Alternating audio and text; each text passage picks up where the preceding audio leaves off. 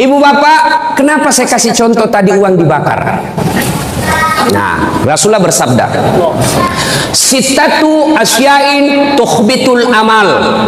Ada 6 sifat perbuatan yang menghancurkan amal kebaikanmu.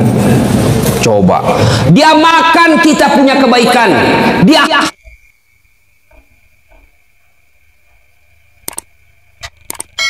hancurkan segala kebaikan-kebaikan kita. Ibarat kertas dengan api. Coba lihat itu tadi, begitu disulut api, sekejap habis itu kertas. Begitu juga orang yang punya sifat 6 ini, dia hancurkan amal-amalnya. Siapa yang sudah haji? Coba angkat tangan. Siapa yang sudah umroh? Siapa ini? Bapak-bapak sudah puasa semua kan? 30 tahun puasa Ramadan tidak ada lepas.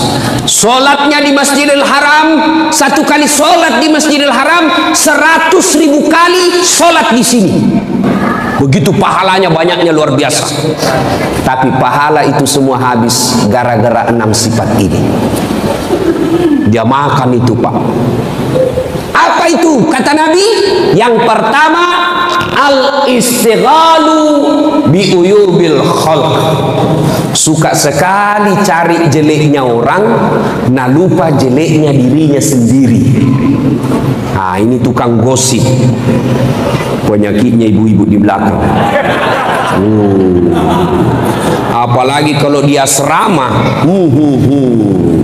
semua mau nagosip. Lewat tetangganya langsung dia, ku tahu gitu nak pakai jilbab, kenapa kak keriting rambutnya. Sudah, orang pakai jilbab dia celah, Pak. Sudah, lewat lagi yang satu, ndak serasi kudungnya, iyo kayak umbul-umbul. 2 sudah dia celah, lewat lagi orang pakai gelang emas, palsu. Kenapa kau tahu? Melengke itu hitam-hitam di gelangnya. Lewat lagi yang satu pakai lipstik, palsu lipstiknya. Kenapa kau tahu? Melengke di giginya. Semua dia celah. Jangankan manusia biasa, Nabi saja dia celah. Menurut Anda, bagaimana pendapatmu tentang Nabi Yusuf?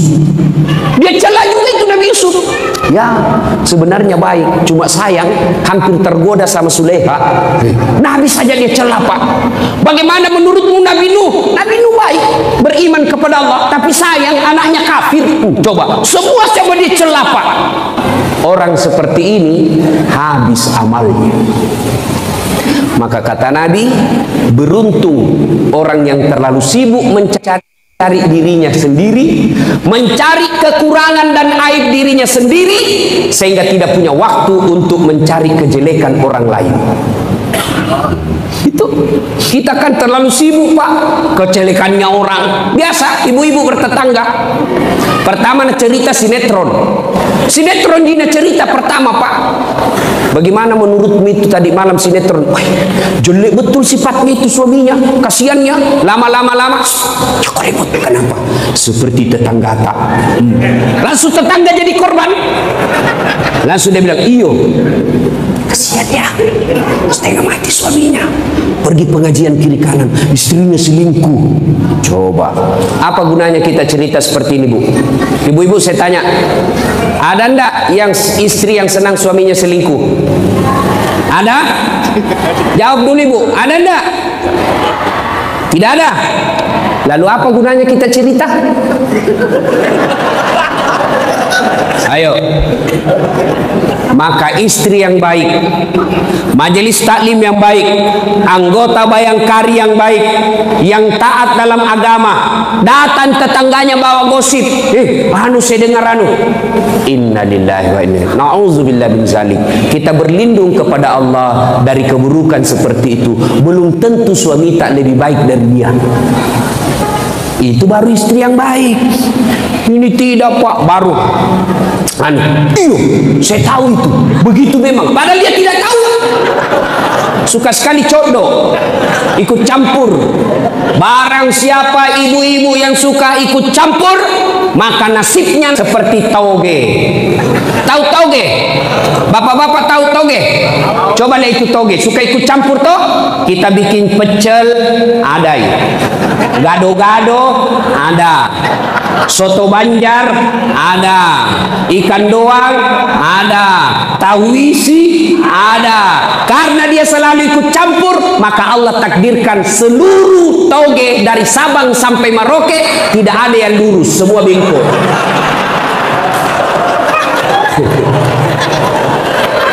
Maka kalau ada ibu-ibu Bayangkari di komplek, pagi-pagi gosip, teriaki saja. Pagi-pagi toge ini ye. Ayuhibbu ahadukum, sukakah kamu memakan bangkai sesamamu manusia?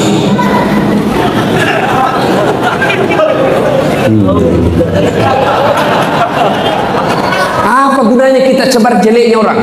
Bapak kenal saya? Kenal saya dari mana? Dari YouTube Ustaz. Kenal saya dari mana? Dari Facebook. Kenal dari mana? Dari filer-filer Instagram. Apa yang saya cerita kejelekan orang? Saya dikenal orang bukan karena cerita aibnya orang. Saya dikenal orang kenapa? Karena menyebarkan kebaikan, bukan menyebarkan kebencian.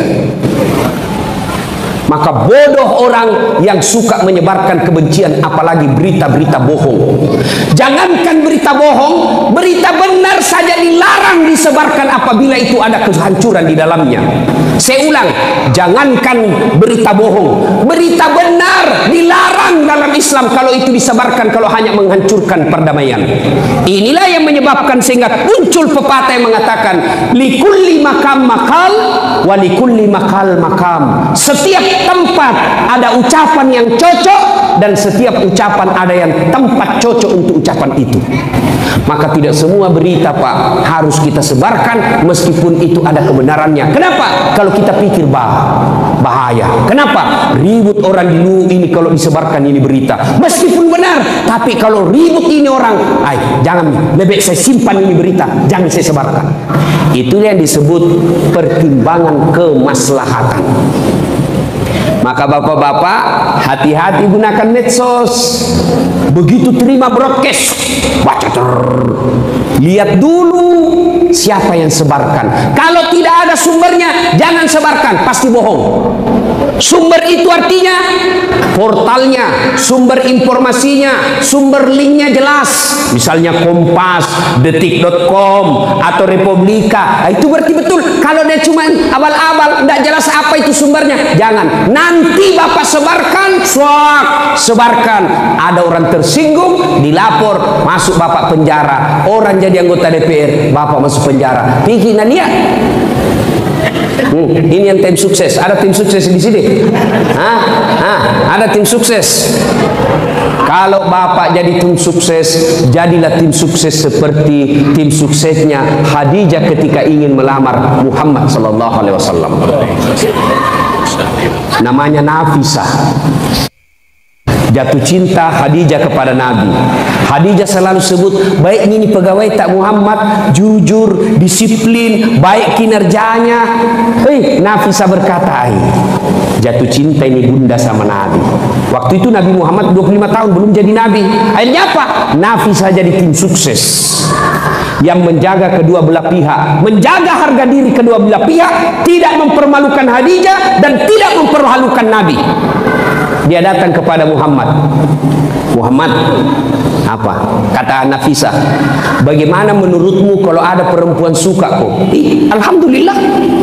Tapi ini perempuan lebih tua dari kamu, tidak jadi masalah. Tapi 2 kali dijanda, tidak jadi masalah. Tapi ini bosmu, tidak jadi masalah. Yang jadi masalah, betulkah dia suka saya? Nah bilang Nafisah, tenang mas bro, saya punya urusan. Tapi tidak ada hadis bilang mas bro, tidak ada. Ini gayanya ada saat latih. Nafisah lalu datang kepada Khadijah dan berkata, bunda, bagaimana menurut bunda kalau ada laki-laki suka kita? Alhamdulillah rezeki. Tapi masalahnya ini laki-laki lebih muda dari kita, tidak jadi masalah. Lebih muda 15 tahun, tidak jadi masalah. Tapi pegawaimu tidak jadi masalah. Yang jadi masalah, betulkah dia suka saya? Nabila Nafisah, tenang bunda, saya punya urusan. Coba, begini mestinya tim sukses. Jangan disuruh bikin baleho 5, hilang 2. Disuruh bikin baleho 10, hilang 5. Pergi meras kiri kanan, siapa? 1 kecamatan, aman suara. Tapi ada proposal ini Pak. Ini yang kasih stres caleg. Siapkan dah, mohon petunjuk. Siap. Petunjukkan ya saya, operasionalkan dah.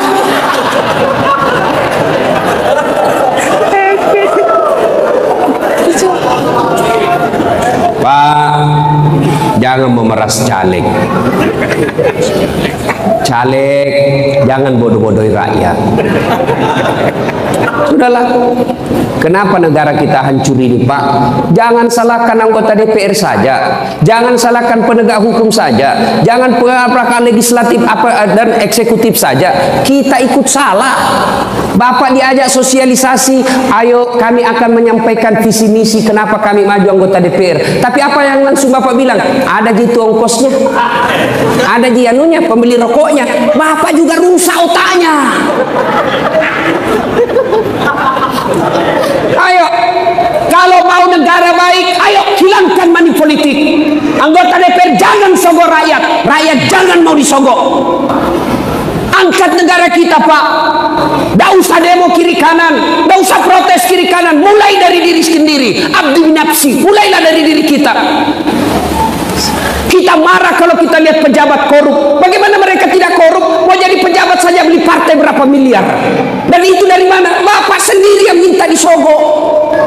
Sogok 300.000 untuk nyoblos. Bapak masuk neraka. Yang disogok dan menyogok sama-sama masuk neraka. Saya tidak disogok Ustaz, saya kasih ketemu sama.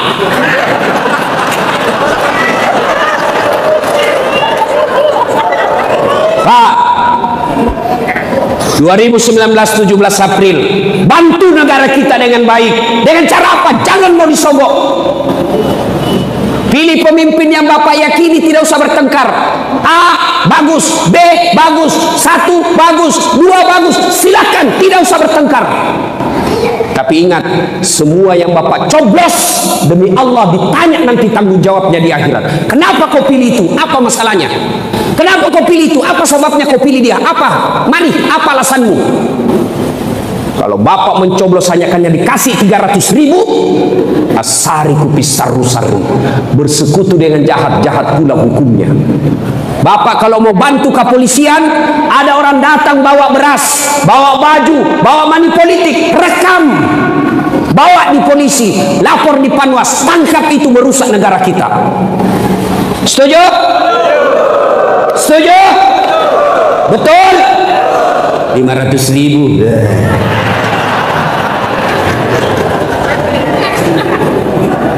Pak, bagaimana tidak rusak negara kita Pak? Mau jadi anggota DPR harus ada biaya sosialisasi. Akhirnya orang yang baik, cerdas, jujur, tidak berani maju pil caleg, tidak ada uangnya. Akhirnya yang menjadi caleg apa? Pengusaha-pengusaha tipe C, tambang tipe C. Akhirnya apa? Bapak dibeli 300.000. Begitu terpilih Bapak tidak datang. Kenapa itu anggota DPR tidak pernah datang ke kami? Kenapa mereka tidak pernah datang reses ke kami?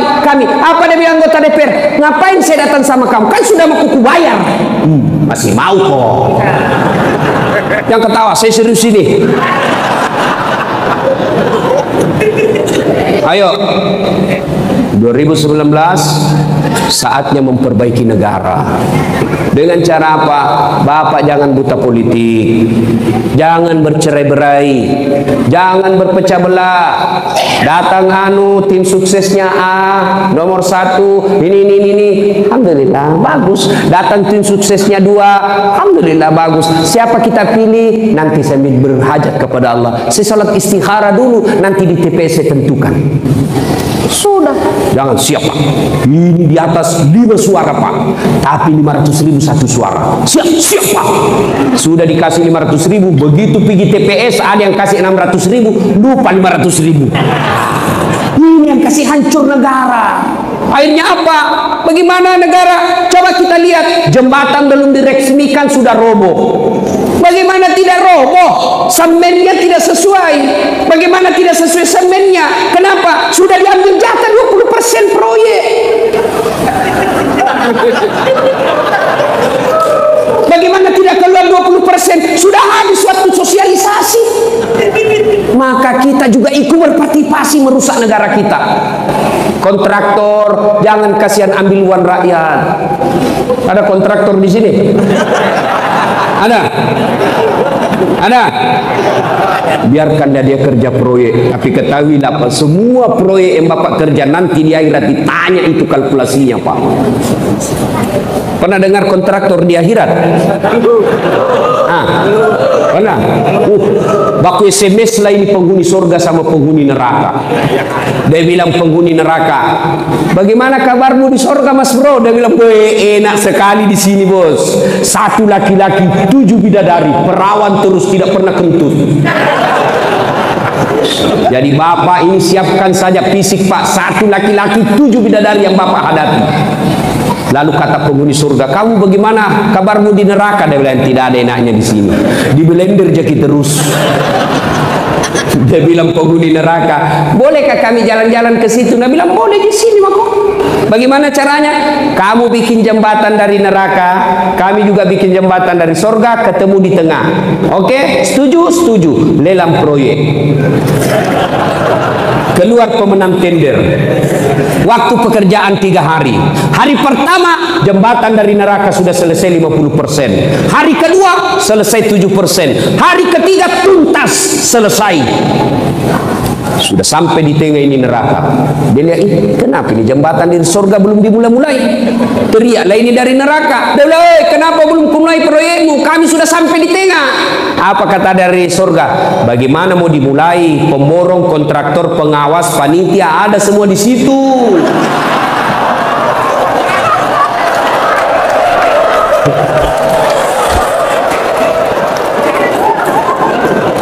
Di sini kasihan, hanya ada di sini penghafal Quran sama imam. Selalu salah kalkulatornya. Ini cerita tapi berpikirlah bapak-bapak kepala dinas. Yang suka kerja sama panitia. Hati-hati Pak Kajari menunggu. Bapak saudara-saudara sekalian, kembali pada pokok persaudaraan. Wa'tasimu bihablillahi jami'an wa la tafarraqu. Berpegang teguhlah engkau kepada tali persaudaraan agama Allah dan janganlah bercerai-berai. Saya tanya, Bapak tiap hari makan nasi? Ya? Berapa kali makan sehari? Minimal 3 kali. Kenapa enak makan nasi? Kenapa? Ada yang tahu? Kenapa enak makan nasi? Karena makannya sama-sama. Coba kalau nasi dimakan satu-satu, mana enaknya? 1 biji. Sampai sore tidak selesai Pak. Maka orang yang berpecah belah jelek itu Pak. Kita makan enak itu nasi. Kenapa? Karena kita makan sama-sama itu 1 kempal. Coba kalau 1 biji. Repot nak makan itu Pak. Coba. Ayo. Tadi ada hujan. Enak nak hujan? Ditunggu para petani. Kenapa nyaman hujan? Kita berhujan-hujan waktu kecil. Kenapa? Karena turunnya rame-rame. Coba kalau hujan turun satu-satu. Lama baru selesai Pak. Maka tidak ada senang itu yang bercerai-berai Pak. Bersatu kita teguh, bercerai kawin lagi. Ulama mengajarkan umat Islam itu seperti jari ini. Coba lihat jari ini Pak. Kompak, berbeda, ada kelingking, ada jari manis, ada jari tengah, ada telunjuk, ada jempol. Enak, berbeda fungsi, berbeda tempat, tapi satu tujuan, bekerja menyenangkan apa yang diperintahkan oleh saraf. Kenapa ini hebat? Coba kalau dia bersatu, jempol jari-jari menyatu, dia bisa kasih gugur kepalanya orang kalau kau ganggu istriku. Jaga kok kalau kau ganggu istriku, jaga kok. Coba. Kenapa? Karena dia kompak. Kalau dia cuma sendiri, Pak, apa yang bisa dikerjain di jari kelingking? Apa bisa dikerja? Apa bisa dikerja? Artinya apa? Orang yang suka bercerai-berai nasibnya seperti cleaning service, seksi pembersihan. Menyatu, Pak. Coba Nabi jelaskan, orang Islam itu seperti badan ini. Coba lihat badan kita, Pak. Tangan kanan sakit, tangan kiri yang selesaikan. Gatal tangan kanan, kiri yang garuk. Gatal tangan kiri, kanan yang garuk. Gatal dua-duanya, kerja sama. Begitu mestinya kita orang yang ada di Liwu. Berbeda fungsi. Coba, umat itu seperti satu sistem, satu mobil lah misalnya. Orang Islam itu, orang Luwu itu, Luwu Banggai seperti mobil, kompak, tidak boleh ada yang merasa lebih hebat. Pak Bupati tidak boleh merasa hebat dari masyarakat. Kenapa? Jadi bupati karena ada rakyat yang pilih. Kenapa? Contoh paling sederhana. Kenapa kita enak ceramah di sini? Bapak-bapak enak duduk. Kenapa? Karena ada yang bapak lihat ceramah. Saya tidak boleh merasa saya paling jago di sini. Kenapa? Mungkin bapak saya jago karena ada bapak dengar saya. Coba kalau saya ceramah sendiri tidak ada yang dengar, Pak. Orang lewat dia bilang, Pak Kapolres tamam itu gila-gila Pak Ustaz. Coba, ini saja sudah jadi contoh. Ada jadi Kapolres, ada jadi bupati, ada kajari, ada ustadz, ada jamaah. Kompak kita, Pak, sehingga kita enak di sini. Pak Bupati tidak boleh merasa lebih hebat dari rakyat. Kenapa? Beliau jadi bupati karena ada rakyat yang pilih. Coba kalau tidak ada yang pilih, Pak, Bapak dilantik tidak ada yang pilih, pasti orang bilang sakit-sakit ke sebetulnya. Mengaku dikasih yang bupati. Coba itu enaknya persaudaraan, Pak.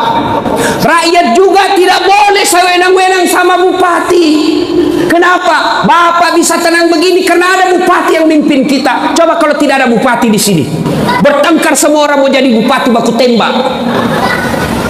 Itulah enaknya. Contoh mobil, tidak boleh ada merasa lebih hebat dari yang lain. Ban, Nabi bilang ban, saya paling hebat di sini. Kalau tidak ada ini ban, tidak bisa jalan ini mobil. Tersinggung rem. Saya bilang, bajiki bos. Ya lama kau paling tidak pakai rem. Apa? Bapak Kapolres mau naik mobil tidak ada remnya? Mercy, Pak, mercy. Bapak naik tidak ada remnya, mana mau, Pak? Tersinggung bensin. Nah bilang kau saja yang hebat, ban. Kau hanya yang hebat rem. Saya juga berharga. Kalau tidak ada bensin, mana mobil bisa jalan? Bisa kalau disuruh dorong sama Kapolsek. Kapolres di atas, Kapolsek mendorong. Nggak enak, Pak.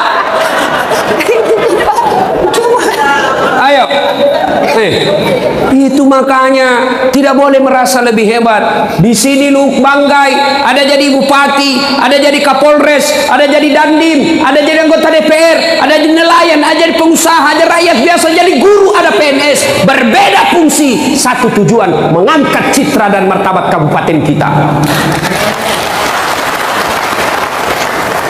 Kalau orang Banggai ribut, kalau orang Banggai ribut, siapa yang rugi? Misal nih, ribut nih, nanti gara-gara pilpres, ribut membakar kiri kanan. Siapa yang ribut? Siapa yang rugi? Siapa? Siapa? Orang Pinrang? Orang Jawa Timur? Tidak. Siapa yang rugi? Orang Banggai. Maka kita punya kewajiban menjaga kerukunan ini. Kenapa? Karena kalau ribut kita sendiri yang rugi. Contoh lagi ya, pentingnya persaudaraan. Saya jalan malam-malam, jalan, tiba-tiba tahantu kakiku, kaki tahantu, otomatis mulut langsung meniup. Cari sambil ambil handphone, ke sini. Padahal kaki yang tahantu ikut terlibat mulut, tangan, mata, ikut merasakan sakit. Tidak ada orang jalan-jalan tahan tuh kakinya, langsung rasa kok, suruh kopi jalan. Jelas? Jelas? Wa'tasimu bihablillahi jami'an wa la tafarraqu. Berpegang teguhlah kalian kepada tali persaudaraan agama Allah, janganlah engkau bercerai-berai. Satu yang menghancurkan amal kebaikan kita, al-istighalu biuyubil khalq. Suka sekali cerita kejelekan orang, dia lupa kejelekan dirinya sendiri, dan inilah sumber terjadinya perpecahan. Nabi suatu ketika dia tanya sahabat, atadriuna manil muflis?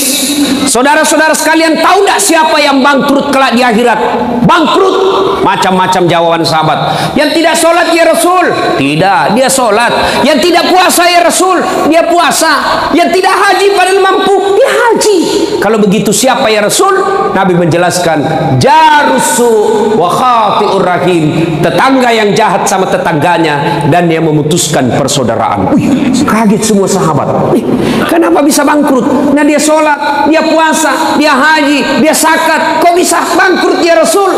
Nabi menjelaskan, betul, hubungannya kepada Allah baik, tapi hubungannya kepada sesama manusia hancur.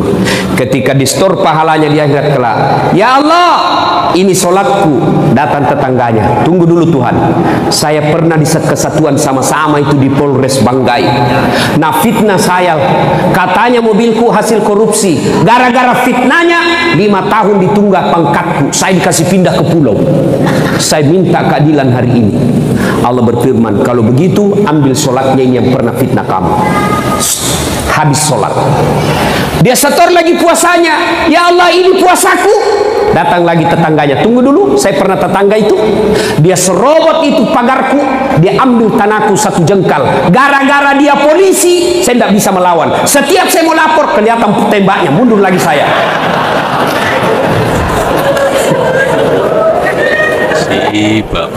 Saya minta keadilan hari ini Allah. Allah berfirman, kalau begitu ambil puasanya. Habis sholat, habis puasa. Datang lagi, dia store lagi, ya Allah ini hajiku. Datang lagi tetangganya, tunggu dulu Tuhan, saya juga pernah difitnah. Katanya anakku yang lurus rambutnya bukan anaknya suamiku, karena suamiku keriting rambutnya. Dia tidak tahu anaknya lurus rambutnya karena sudah direbonding. Gara-gara fitnah. Gara-gara fitnahnya saya tinggalkan kampung.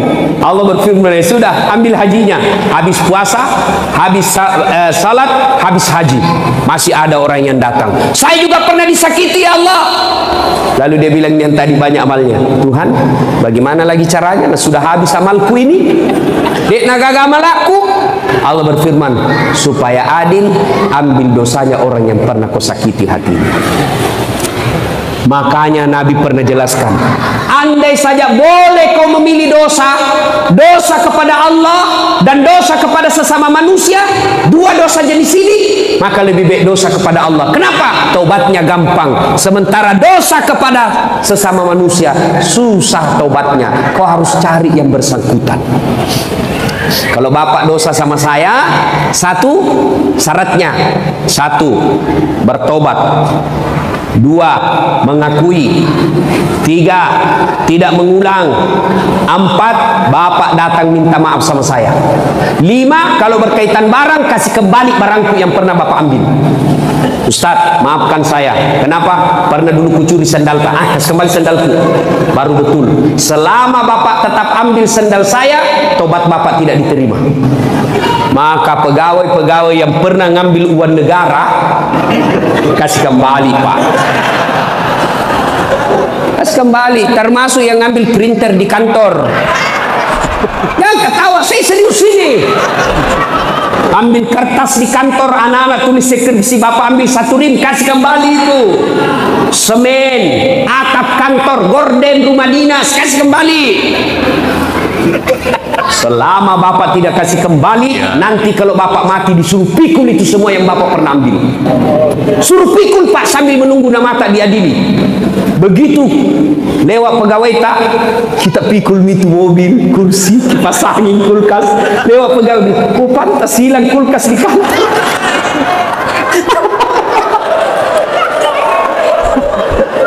Masolak pecilaka. Makanya kasih kembali pak. Ini bahayanya dosa memutuskan persaudaraan. Bapak saudara-saudara sekalian. Yang kedua, karena waktu terbatas, yang menghancurkan amal kebaikan kita, kata Nabi, hubbud dunia, terlalu cinta kepada dunia. Menghalalkan segala cara untuk dapat jabatan, itu cinta dunia. Jadi Kapolres salah, oh boleh pak. Orang Islam jadi Kapolres kok semua, jadi Kapolda semua, jadi Bintek semua, silakan. Anggota DPR, jadi semua ambil jabatan itu. Tapi yang dilarang adalah